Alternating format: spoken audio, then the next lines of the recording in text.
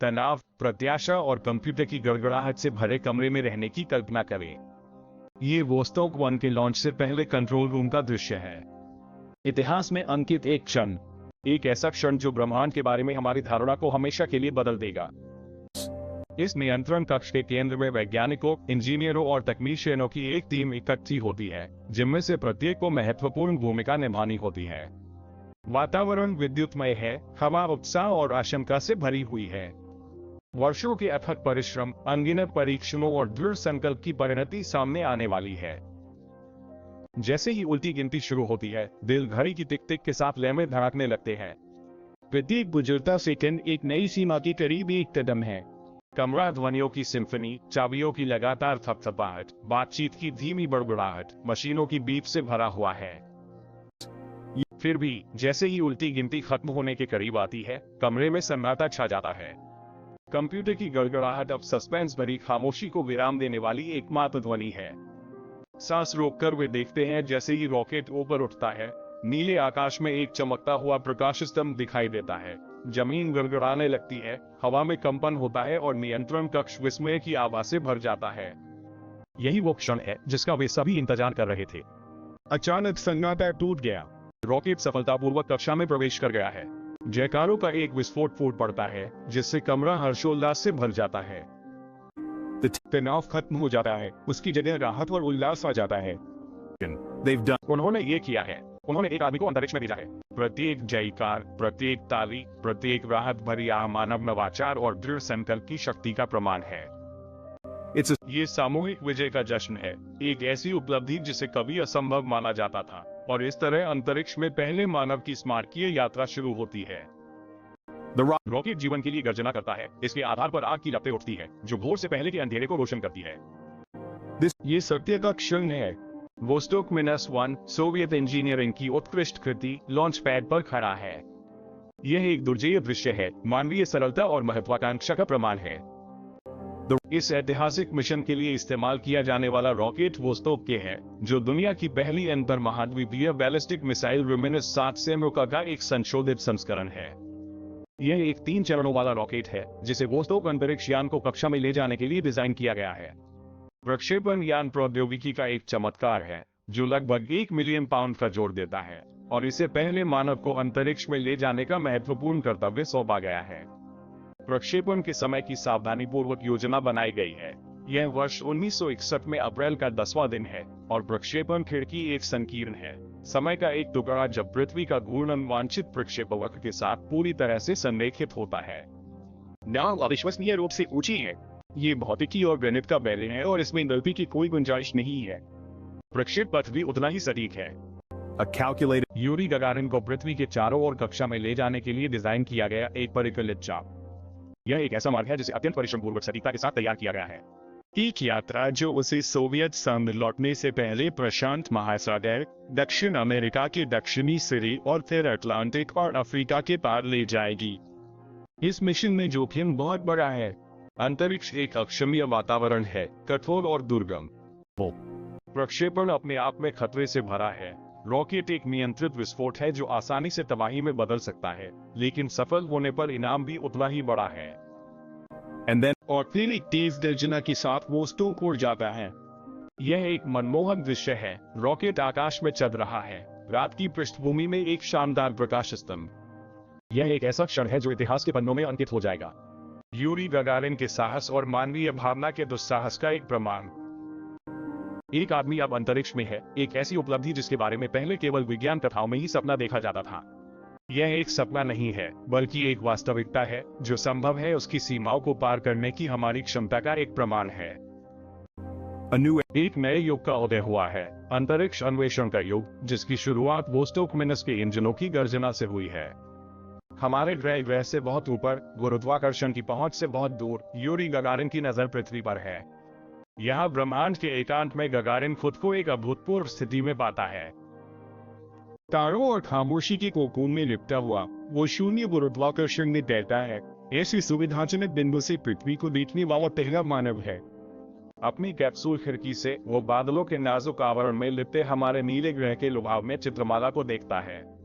स्वर्ग से दिखाई देने वाली पृथ्वी अद्वितीय सुंदरता का एक दृश्य है।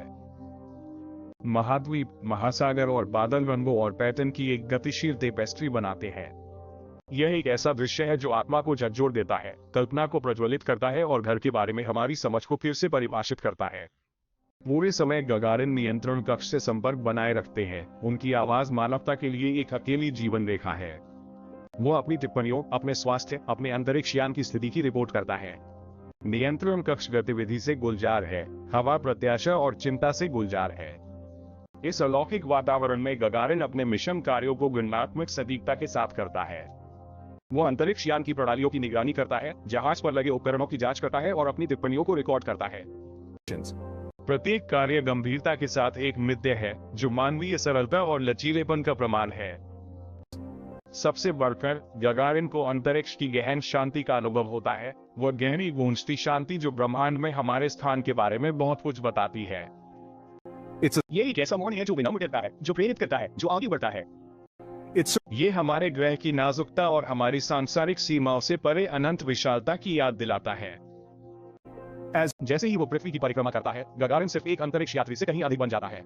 वो मानवता का दूत अंतरिक्ष के अज्ञात क्षेत्र में अग्रणी बन जाता है। वो अन्वेषण की भावना, ज्ञान की प्यास और अज्ञात में उद्यम करने के साहस का प्रतीक है। इन क्षणों में ब्रह्मांडीय बैले में निलंबित गगारिन अपनी मानवता को पार कर जाता है। वो संभावनाओं का प्रतीक बन जाता है, इस बात का प्रतीक कि एक प्रजाति के रूप में हम क्या हासिल करने में सक्षम है। वो अंतरिक्ष के वादे, अज्ञात के आकर्षण और अन्वेषण और खोज की मानवीय क्षमता का प्रतीक है।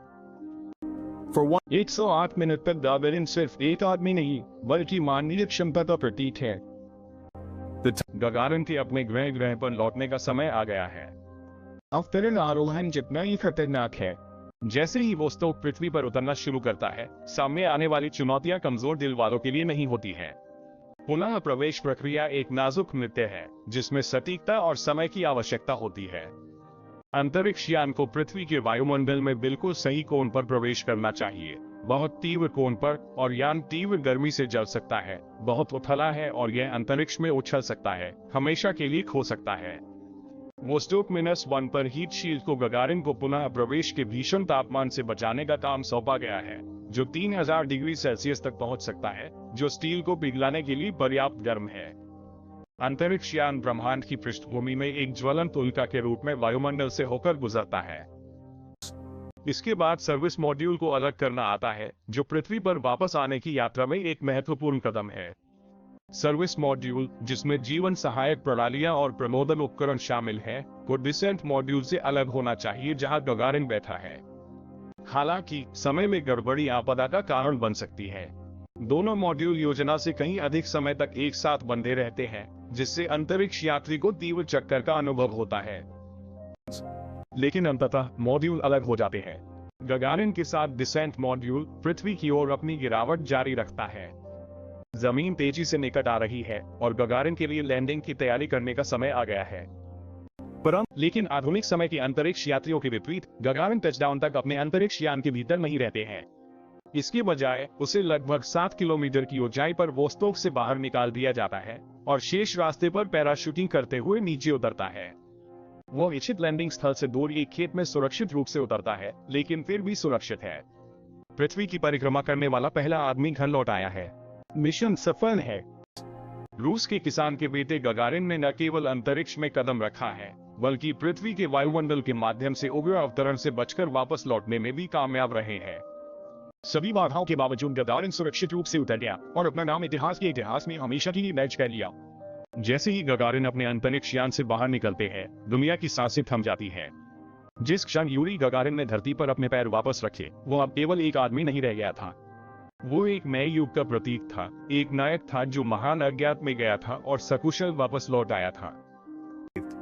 उनके सफल मिशन ने सीमाओं और संस्कृतियों को पार कर लिया, जिससे विस्मय, प्रशंसा और कुछ के लिए आशंका की वैश्विक प्रतिक्रिया उत्पन्न हुई। शीत युद्ध की भयावहता में गगारिन की अंतरिक्ष यात्रा सोवियत संघ के लिए एक महत्वपूर्ण जीत थी। ये तकनीकी कौशल का प्रदर्शन और दुनिया के लिए एक स्पष्ट संदेश था। अंतरिक्ष की दौड़ में सोवियत सबसे आगे थे। फिर भी राजनीतिक हल्केपन के बावजूद गगारिन के पैरों ने मानवता को आश्चर्य और जिज्ञासा की साझा भावना से एकजुट करने का भी काम किया। As जैसे ही गगारिन की यात्रा की खबर फैली, इसने लाखों लोगों में एक चिंगारी भड़का दी।